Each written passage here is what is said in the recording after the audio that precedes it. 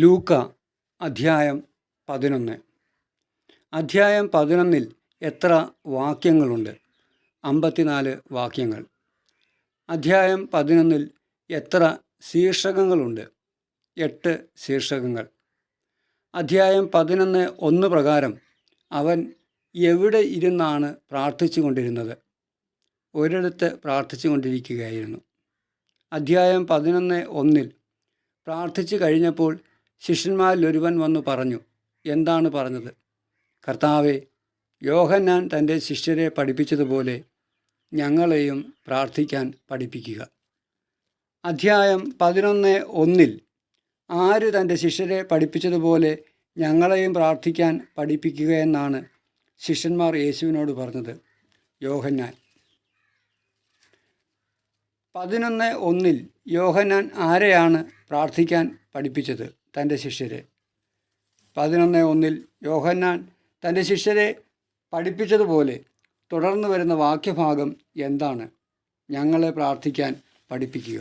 അധ്യായം 11:1 കർത്താവെ, യോഹന്നാൻ തൻ്റെ ശിഷ്യരെ പഠിപ്പിച്ചതുപോലെ ഞങ്ങളെയും പ്രാർത്ഥിക്കാൻ പഠിപ്പിക്കുക. ഇതാരോട് പറഞ്ഞു? ശിഷ്യന്മാരിലൊരുവൻ യേശുവിനോട് പറഞ്ഞു. അധ്യായം 11:1 യേശു പ്രാർത്ഥിച്ചു കഴിഞ്ഞപ്പോൾ ആരാണ് അവൻ്റെ അടുക്കൽ വന്നു പറഞ്ഞത്? ശിഷ്യന്മാരിലൊരുവൻ. അധ്യായം 11:2 അവൻ അരുളി ചെയ്തു, നിങ്ങൾ ഇങ്ങനെ പ്രാർത്ഥിക്കുവിൻ. എന്താണ് പ്രാർത്ഥന? പിതാവേ, അങ്ങയുടെ നാമം പൂജിതമാകണമേ, അങ്ങയുടെ രാജ്യം വരണമേ. അധ്യായം 11:2 പിതാവേ, അങ്ങയുടെ നാമം ഡാഷ് പൂജിതമാകണമേ. 11:2 അങ്ങയുടെ രാജ്യം ഡാഷ് വരണമേ. പിതാവേ, അങ്ങയുടെ നാമം പൂജിതമാകണമേ, അങ്ങയുടെ രാജ്യം വരണമേ. അധ്യായം 11:2 ഈ പ്രാർത്ഥനയുടെ സന്ദർഭം എന്താണ്? യേശു അരുളി ചെയ്തു, നിങ്ങൾ ഇങ്ങനെ പ്രാർത്ഥിക്കുവിൻ. അധ്യായം 11:3 പ്രകാരം യേശു പഠിപ്പിച്ച പ്രാർത്ഥനയുടെ തുടർഭാഗം എന്താണ്? അന്നന്നു വേണ്ട ആഹാരം ഓരോ ദിവസവും ഞങ്ങൾക്ക് നൽകണമേ. അധ്യായം 11:3 പ്രകാരം അന്നന്നു വേണ്ട ആഹാരം എപ്പോഴാണ് ഞങ്ങൾക്ക് നൽകേണ്ടത്? ഓരോ ദിവസവും. അധ്യായം 11:4 പ്രകാരം യേശു പഠിപ്പിച്ച പ്രാർത്ഥനയുടെ തുടർഭാഗം എന്താണ്? ഞങ്ങളുടെ പാപങ്ങൾ ഞങ്ങളോട് ക്ഷമിക്കണമേ, എന്തെന്നാൽ ഞങ്ങളുടെ കടക്കാരോട് ഞങ്ങളും ക്ഷമിക്കുന്നു, ഞങ്ങളെ പ്രലോഭനത്തിൽ ഉൾപ്പെടുത്തരുത്. അധ്യായം 11:5 നിങ്ങളിൽ ഒരുവന് ഒരു സ്നേഹിതനുണ്ടെന്നിരിക്കട്ടെ. ആരോട് പറഞ്ഞു? യേശു ശിഷ്യരോട്. അധ്യായം 11:5 പ്രകാരം അർദ്ധരാത്രി സ്നേഹിതൻ്റെ അടുത്ത് ചെന്ന് അവൻ എന്താണ് പറഞ്ഞത്? എനിക്ക് 3 അപ്പം വായ്പ തരിക. അധ്യായം 11:5 പ്രകാരം എനിക്ക് 3 അപ്പം വായ്പ തരിക എന്ന് ആരോട് പറഞ്ഞു? നിങ്ങളിലൊരുവൻ അവൻ്റെ സ്നേഹിതനോട്. അധ്യായം 11:6 അവന് കൊടുക്കാൻ എനിക്കൊന്നുമില്ല. സന്ദർഭം എന്താണ്? ഒരു സ്നേഹിതൻ യാത്രാമധ്യേ എൻ്റെ അടുക്കൽ വന്നിരിക്കുന്നു, അവന് കൊടുക്കാൻ എനിക്കൊന്നുമില്ല. അധ്യായം 11:5-6 നിങ്ങളിലൊരുവൻ അർദ്ധരാത്രി അവൻ്റെ സ്നേഹിതൻ്റെ അടുത്ത് ചെന്ന് സ്നേഹിത, എനിക്ക് 3 അപ്പം വായ്പ തരിക എന്ന് പറയാൻ കാരണമെന്താണ്? ഒരു സ്നേഹിതൻ യാത്രാമധ്യേ എൻ്റെ അടുക്കൽ വന്നിരിക്കുന്നു, അവന് കൊടുക്കാൻ എനിക്കൊന്നുമില്ല. എന്നെ ഉപദ്രവിക്കരുത്, കഥ കടച്ചു കഴിഞ്ഞു. എൻ്റെ കുഞ്ഞുങ്ങളും എന്നോടൊപ്പം കിടക്കയിലാണ്, എഴുന്നേറ്റ് നിനക്കൊന്നും തരാൻ സാധിക്കുകയില്ല. അധ്യായം 11:7 ഇത് ആരാണ് പറഞ്ഞത്? അവൻ്റെ സ്നേഹിതൻ അകത്തു നിന്നും പറഞ്ഞ മറുപടിയാണ്. അധ്യായം 11:7 എഴുന്നേറ്റ് നിനക്കും ഒന്നും തരാൻ സാധിക്കുകയില്ലെന്ന് സ്നേഹിതൻ മറുപടി പറയാൻ കാരണമെന്താണ്? കഥ കടച്ചു കഴിഞ്ഞു, എൻ്റെ കുഞ്ഞുങ്ങളും എൻ്റെ കൂടെ കിടക്കയിലാണ്, അതുകൊണ്ട്. എന്നെ ഉപദ്രവിക്കരുത്, കഥ കടച്ചു കഴിഞ്ഞു, എൻ്റെ കുഞ്ഞുങ്ങളും എൻ്റെ കൂടെ കിടക്കയിലാണ്, എഴുന്നേറ്റ് നിനക്കൊന്നും തരാൻ സാധിക്കുകയില്ല. അധ്യായം 11:7 അവൻ്റെ സ്നേഹിതൻ ഇങ്ങനെ പറയാൻ ഉള്ള സന്ദർഭം എന്താണ്? നിങ്ങളിലൊരുവൻ അവൻ്റെ സ്നേഹിതനോട് എനിക്ക് 3 അപ്പം വായ്പ തരിക എന്ന് പറഞ്ഞതുകൊണ്ട്. അധ്യായം 11:8 അവൻ സ്നേഹിതനാണെന്നതിൻ്റെ പേരിൽ അവനൊന്നും കൊടുക്കുകയില്ല എങ്കിൽ തന്നെ പിന്നെ എന്ത് കാരണത്താൽ കൊടുക്കുമെന്നാണ് യേശു പറയുന്നത്? നിർബന്ധം നിമിത്തം എഴുന്നേറ്റ് അവന് വേണ്ടത് നൽകും. അധ്യായം 11:8 എന്ത് നിമിത്തം എഴുന്നേറ്റ് വേണ്ടത് കൊടുക്കുമെന്നാണ് പറയുന്നത്? നിർബന്ധം നിമിത്തം. അധ്യായം 11:8 എന്തിൻ്റെ പേരിൽ അവന് ഒന്നും കൊടുക്കുകയില്ലെന്നാണ് പറയുന്നത്? സ്നേഹിതനാണ് എന്നതിൻ്റെ പേരിൽ.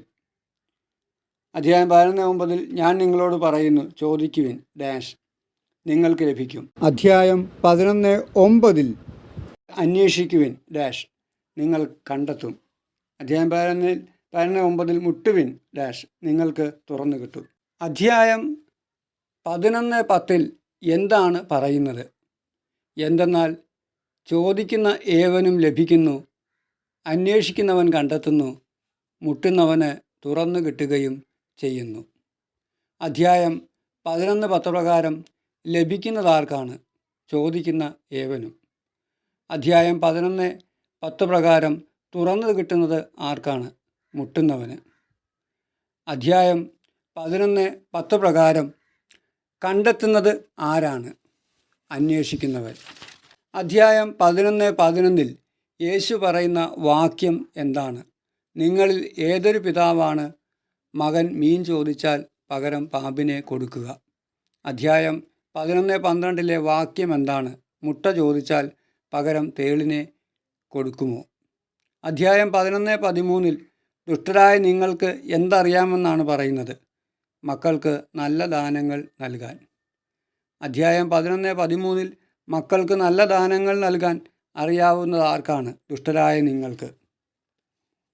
അധ്യായം 11:13 സ്വർഗസ്നായ പിതാവ് തന്നോട് ചോദിക്കുന്നവർക്ക് എന്ത് നൽകുമെന്നാണ് യേശു പറയുന്നത്?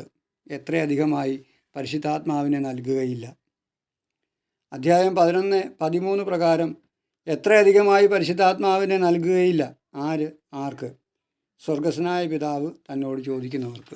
സ്വർഗസ്ഥനായ പിതാവ് തന്നോട് ചോദിക്കുന്നവർക്ക് എന്തിനെയാണ് നൽകുന്നത്? പരിശുദ്ധാത്മാവിനെ. അധ്യായം 11:14 അവൻ എങ്ങനെയുള്ള പിശാചിനെയാണ് ബഹിഷ്കരിച്ചത്? ഊമനായ ഒരു പിശാചിനെ. അധ്യായം 11:14 അവൻ ആരെയാണ് ബഹിഷ്കരിച്ചത്? ഊമനായ ഒരു പിശാചിനെ. അധ്യായം 11:14 ആ ഊമൻ എപ്പോഴാണ് സംസാരിച്ചത്? പിശാച് പുറത്തു പോയപ്പോൾ. അധ്യായം 11:14 പിശാച് പുറത്തു പോയപ്പോൾ എന്താണ് സംഭവിച്ചത്? ആ ഊമൻ സംസാരിച്ചു, ജനങ്ങൾ അത്ഭുതപ്പെട്ടു. അധ്യായം 11:14 ജനങ്ങൾ അത്ഭുതപ്പെട്ടത് എന്തുകൊണ്ട്? പിശാച് പുറത്തു പോകുകയും ആ ഊമൻ സംസാരിക്കുകയും ചെയ്തതുകൊണ്ട്. അധ്യായം 11 മൂന്നാം ശീർഷകം എന്താണ്? യേശുവും ബെൽസബൂലും. ഈ പ്രമേയം മറ്റേത് സുവിശേഷങ്ങളിൽ കാണുന്നു? മത്തായി 12:22-30, മർക്കോസ് 3:20-27. അധ്യായം 11:15 അവരിൽ ചിലർ പറഞ്ഞത് എന്താണ്? അവൻ പിശാചുക്കളുടെ തലവനായ ബെൽസബൂലിനെ കൊണ്ടാണ് പിശാചുക്കളെ ബഹിഷ്കരിക്കുന്നത്. അധ്യായം 11:15 അവൻ പിശാചുക്കളെ ബഹിഷ്കരിക്കുന്നത് എങ്ങനെയാണ് എന്നാണ് അവരിൽ ചിലർ പറഞ്ഞത്? പിശാചുക്കളുടെ തലവനായ ബെൽസബൂലിനെ കൊണ്ട്. അധ്യായം 11:15 പിശാചുക്കളുടെ തലവൻ ആരാണ്? ബെൽസബൂൽ. അധ്യായം 11:16 സ്വർഗത്തിൽ നിന്ന് ഒരടയാളം അവനോട് ആവശ്യപ്പെട്ടത് ആരാണ്? വേറെ ചിലർ. അധ്യായം 11:16 വേറെ ചിലർ. എന്തിനു വേണ്ടിയാണ് സ്വർഗത്തിൽ നിന്ന് ഒരടയാളം അവനോട് ആവശ്യപ്പെട്ടത്? അവനെ പരീക്ഷിക്കുവാൻ. അധ്യായം 11:16 വേറെ ചിലർ അവനെ പരീക്ഷിക്കുവാൻ എന്താണ് ആവശ്യപ്പെട്ടത്? സ്വർഗത്തിൽ നിന്ന് ഒരടയാളം. എന്താണ് നശിച്ചു പോകുന്നത്? അന്തഛിദ്രമുള്ള രാജ്യം. എന്താണ് വീണു പോകുന്നത്? അന്തഛിദ്രമുള്ള ഭവനം. അധ്യായം 11:17 യേശു എങ്ങനെയാണ് ജനങ്ങളോട് സംസാരിക്കുന്നത്? അവരുടെ വിചാരങ്ങൾ അറിഞ്ഞുകൊണ്ട്. അവൻ്റെ രാജ്യം എങ്ങനെ നിലനിൽക്കും? എങ്ങനെയെങ്കിൽ സാത്താൻ തനിക്ക് തന്നെ എതിരായി ഭിന്നിച്ചാൽ. നിങ്ങൾ എന്തു പറയുന്നു എന്നാണ് 11:18 യേശു പറയുന്നത്. ഞാൻ ബെൽസബൂലിനെ കൊണ്ട് പിശാചുക്കളെ പുറത്താക്കുന്നുവെന്ന്. അതുകൊണ്ട് അവർ നിങ്ങളുടെ വിധികർത്താക്കളായിരിക്കും. ആര്? നിങ്ങളുടെ പുത്രന്മാർ. ബെൽസബൂലിനെക്കുറിച്ച് പരാമർശിക്കുന്ന വാക്യങ്ങളേവ? 11, 15, 18, 19. എന്നാൽ ദൈവകരം കൊണ്ടാണ് ഞാൻ പിശാചുക്കളെ പുറത്താക്കുന്നതെങ്കിൽ ഡാഷ് നിങ്ങളുടെ ഇടയിൽ വന്നു കഴിഞ്ഞിരിക്കുന്നു. ദൈവരാജ്യം. എപ്പോഴാണ് ഒരുവൻ്റെ വസ്തുക്കൾ സുരക്ഷിതമായിരിക്കുന്നത്? ശക്തൻ ആയുധധാരിയായി തൻ്റെ കൊട്ടാരത്തിന് കാവൽ നിൽക്കുമ്പോൾ. ഡാഷ് ആയുധധാരിയായി തൻ്റെ ഡാഷ് കാവൽ നിൽക്കുമ്പോൾ അവൻ്റെ ഡാഷ് സുരക്ഷിതമാണ്. ശക്തൻ കൊട്ടാരത്തിന് വസ്തുക്കൾ. കൂടുതൽ ശക്തനായ ഒരുവൻ അവനെ ആക്രമിച്ച് കീഴ്പ്പെടുത്തിയാൽ എന്താണ് മറ്റവൻ അപഹരിക്കുന്നത്? അവൻ ആശ്രയിച്ചിരുന്ന ആയുധങ്ങൾ. കൂടുതൽ ശക്തനായ ഒരുവൻ അവനെ ആക്രമിച്ച് കീഴ്പ്പെടുത്തിയാൽ എന്താണ് ഭാഗിച്ചെടുക്കുന്നത്? കൊള്ളമുതൽ. ആരാണ് എനിക്ക് എതിര്? എന്നോടുകൂടെ അല്ലാത്തവൻ. എന്നോടുകൂടെ ശേഖരിക്കാത്തവൻ എന്തു ചെയ്യുന്നു? ചിതറിച്ച് കളയുന്നു. യേശുവും ബെൽസബൂലും എന്ന പ്രമേയം എത്ര വാക്യങ്ങളിൽ അവതരിപ്പിച്ചിരിക്കുന്നു? 10. 11-ാം അധ്യായത്തിലെ 4-ാം ഹെഡിങ് എന്താണ്? അശുദ്ധാത്മാവിൻ്റെ തിരിച്ചുവരവ്. അശുദ്ധാത്മാവിൻ്റെ തിരിച്ചുവരവ് മറ്റേത് സുവിശേഷത്തിലുണ്ട്? മത്തായി 12:43-45 വരെ. അശുദ്ധാത്മാവ് ഒരുവനെ വിട്ടുപോയാൽ എവിടങ്ങളിലൂടെയാണ് ആശ്വാസം തേടി അലഞ്ഞു നടക്കുന്നത്? വരണ്ട സ്ഥലങ്ങളിലൂടെ. അശുദ്ധാത്മാവ് ഒരുവനെ വിട്ടുപോയാൽ വരണ്ട സ്ഥലങ്ങളിലൂടെ അലഞ്ഞു നടക്കുന്നത് എന്ത് തേടിയാണ്? ആശ്വാസം. കണ്ടെത്താതെ വരുമ്പോൾ അശുദ്ധാത്മാവ് പറയുന്നതെന്ത്? ഇറങ്ങിപ്പോന്ന ഭവനത്തിലേക്ക് തന്നെ ഞാൻ തിരിച്ചു ചെല്ലും. അശുദ്ധാത്മാവ് തിരിച്ചു വരുമ്പോൾ എങ്ങനെയാണ് വീട് കാണപ്പെടുന്നത്? അടിച്ചു വാരി സജ്ജീകരിക്കപ്പെട്ടതായിട്ട്. ഇറങ്ങിപ്പോന്ന ഭവനത്തിലേക്ക് തിരിച്ചു ചെന്ന് അശുദ്ധാത്മാവ് എത്ര അശുദ്ധാത്മാക്കളെ കൂടി കൊണ്ടുവന്നാണ് അവിടെ വാസമുറപ്പിക്കുന്നത്?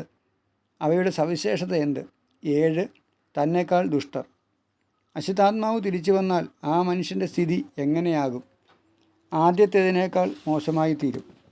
അശുദ്ധാത്മാവിൻ്റെ തിരിച്ചുവരവ് എത്ര വാക്യങ്ങളിലായി രേഖപ്പെടുത്തിയിരിക്കുന്നു? 3. അധ്യായം 11 5-ാം ശീർഷകം ഏത്? മഹത്തായ ഭാഗ്യം. അശുദ്ധാത്മാവിൻ്റെ തിരിച്ചുവരവിനെക്കുറിച്ച് അരുളി ചെയ്തുകൊണ്ടിരിക്കുമ്പോൾ ജനക്കൂട്ടത്തിൽ നിന്ന് ഒരു സ്ത്രീ ഉച്ചത്തിൽ അവനോട് പറഞ്ഞതെന്ത്? നിന്നെ വഹിച്ച ഉദരവും നിന്നെ പാലൂട്ടിയ മുലകളും ഭാഗ്യമുള്ളവ.